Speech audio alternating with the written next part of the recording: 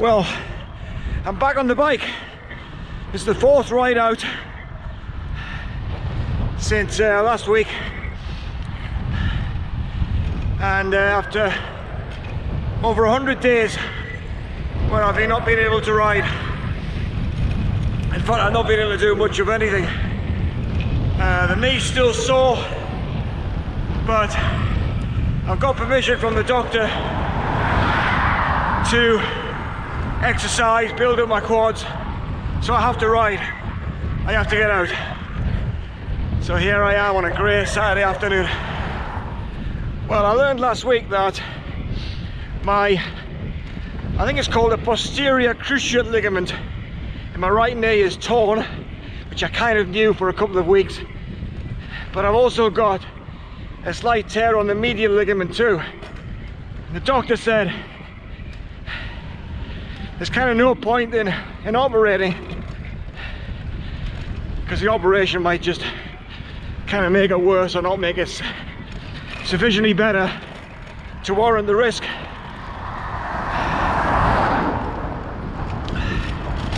So here I am,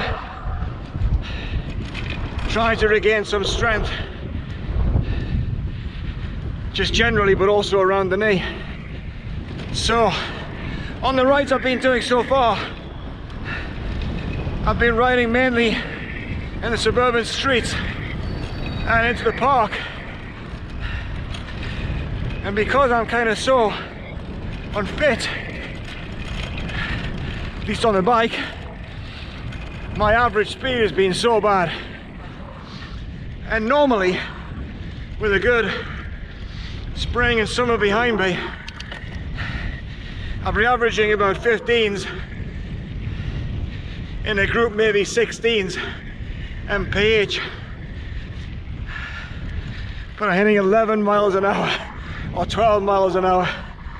So I've decided to stop fretting over my average speed. So what I've done is I've taken the average speed stat of my Garmin display. The idea is that I'll not obsess so much about it and actually simply get on with enjoying the ride. It makes a lot of sense. I'll check the average when I get home.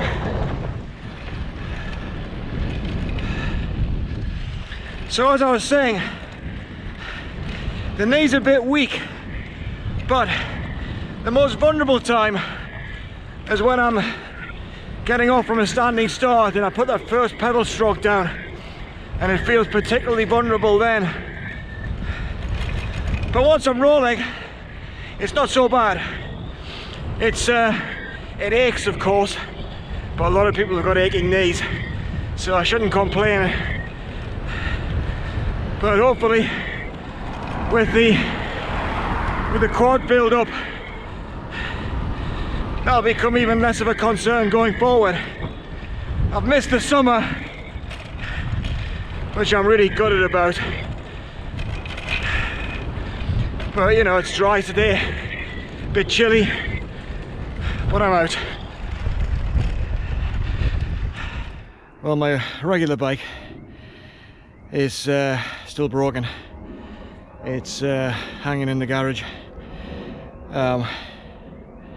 awaiting possible inspection by the insurance company of the driver who put me in hospital. So meantime, I've dug out the old Specialized mongrel over there, which is a Roubaix with a bit of 105 on it, bit of Ultegra on it. It's bloody slow, matching me perfectly right now. You know, I'm so pleased to be back on the bike. I've really struggled during the summer because the bike helps me a lot in terms of general well-being anyway, not just physical strength and exercise, but also the mental well-being too. So I've not been able to do much, so I've kind of immersed myself in current affairs and the two big things that I debate with some of my university friends, including my old professor, every week for 2 or 3 hours. The American election and all things coronavirus.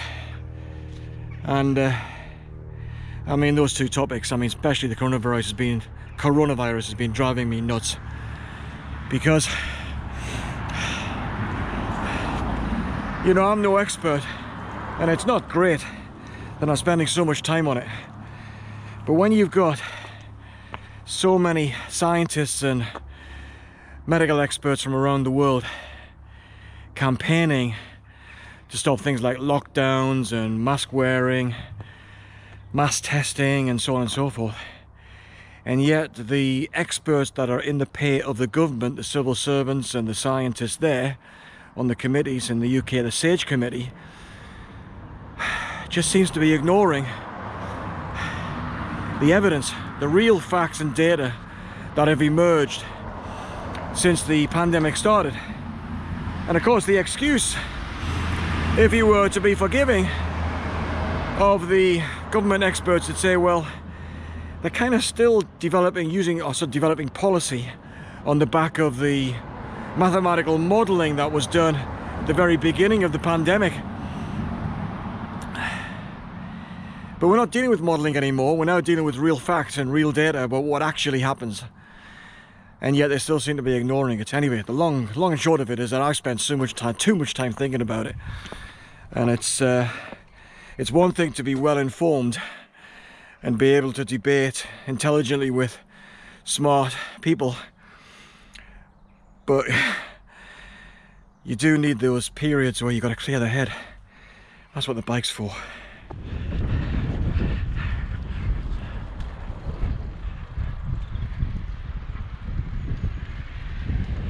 Although I've had an excuse for staying off the bike with the injury,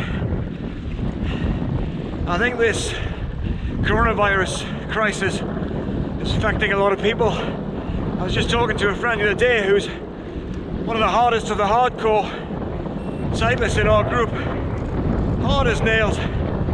He's not been riding in the summer. Nothing like what he would normally do. And he's not the only one. It's easy to underestimate how important it is to get your head out of all the politics and the current affairs. Just try and go back to simple stuff like riding your bike, going for a walk. Oh, it's hard work, but it's good to be out.